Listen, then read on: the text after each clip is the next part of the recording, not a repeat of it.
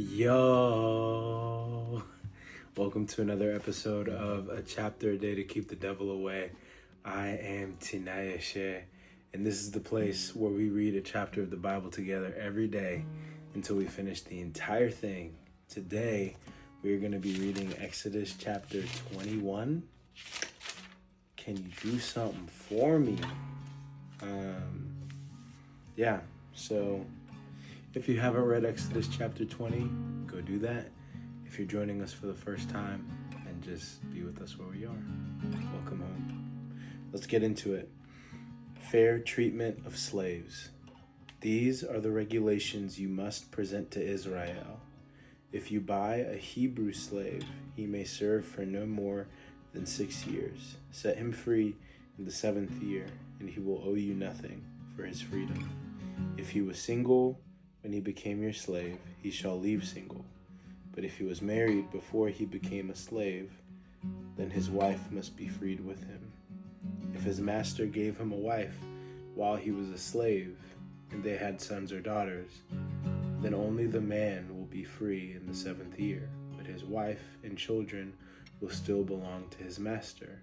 But the slave may declare, I love my master, my wife, and my children. I don't want to go free. If he does this, his master must present him before God. Then his master must take him to the door or doorpost and publicly pierce his ear with an awl. After that, the slave will serve his master for life. When a man sells his daughter as a slave, she will not be freed at the end of 6 years as the men are. If she does not satisfy her owner, he must allow her to be bought back again. But he is not allowed to sell her to foreigners, since he is the one who broke the contract with her. But if the slave's owner arranges for her to marry his son, he may no longer treat her as a slave but as a daughter. If a man who has married a slave wife takes another wife for himself, he must not neglect the rights of the first wife to food, clothing, and sexual intimacy. If he fails in any of these 3 obligations, she may leave as a free woman without making any payment. Cases for personal injury. Anyone who assaults and kills another person must be put to death. But if it was simply an accident permitted by God, I will appoint a place of refuge where the slayer can run for safety. However, if someone deliberately kills another person, then the slayer must be dragged, even from my altar, and be put to death. Anyone who strikes father or mother must be put to death. Kidnappers must be put to death, whether they are caught in possession of their victims or have already sold them as slaves. Anyone who dishonors father or mother must be put to death. Now suppose 2 men quarrel, and one hits the other with a stone or fist, and the injured person does not die but is confined to bed. If he is later able to walk outside again, even with a crutch, the assailant will not be punished, but must compensate his victim for lost wages and provide for his full recovery. If a man beats his male or female slave with a club, and the slave dies as a result, the owner must be punished. But if the slave recovers within a day or 2, then the owner shall not be punished, since the slave is his property. Now, suppose 2 men are fighting, and in the process they accidentally strike a pregnant woman, so she gives birth prematurely. If no further injury results, the man who struck the woman must pay the amount of compensation the woman's husband demands, and the judges approve.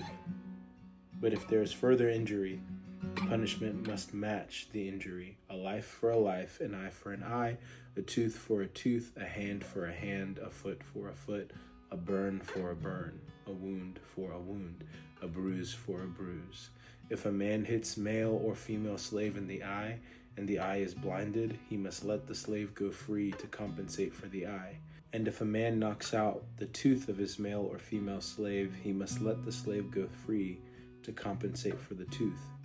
If an ox gores a man or a woman to death, the ox must be stoned, and its flesh may not be eaten. In such a case, however, the owner will not be held liable. But suppose the ox had a reputation for goring, and the owner had been informed but failed to keep it under control. If the ox then kills someone, it must be stoned, and the owner must also be put to death. However, the dead person's relative may accept payment to compensate for the loss of life. The owner of the ox may redeem his life by paying whatever is demanded. The same regulation applies if the ox gores a boy or a girl.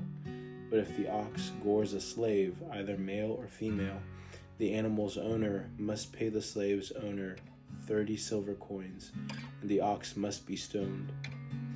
Suppose someone digs or uncovers a pit and fails to cover it, and then an ox or a donkey falls into it. The owner of the pit must pay full compensation to the owner of the animal, but then he gets to keep the dead animal. If someone's ox injures a neighbor's ox and the injured ox dies, then the two owners must sell the live ox and divide the price equally between them. They must also divide the dead animal. But if the ox had a reputation for goring, yet its owner failed to keep it under control, he must pay full compensation, a live ox for the dead one, but he may keep the dead ox. This one is confusing. As far as takeaways go, I would say the thing that I struggle with in this chapter is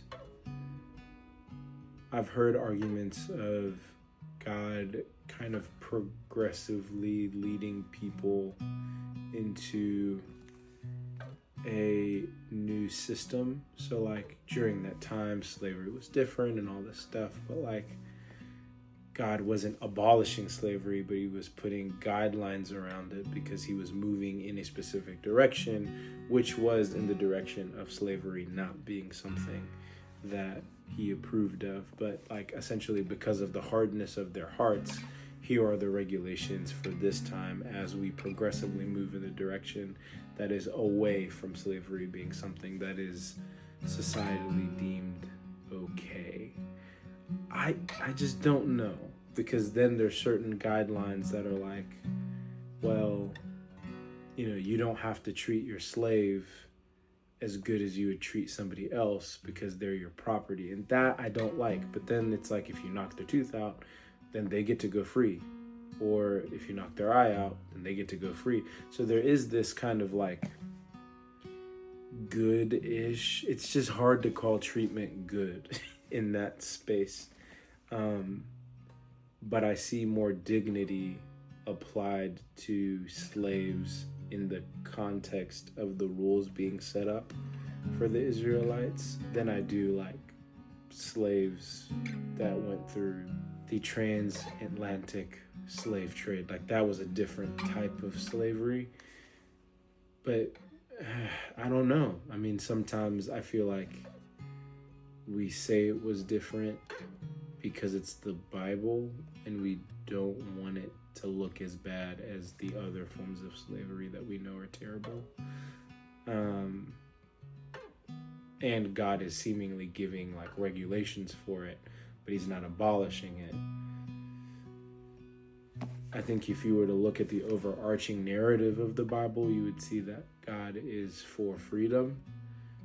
And at the same time, if you're looking in this individual space, it's hard to have that same view because he's not abolishing it.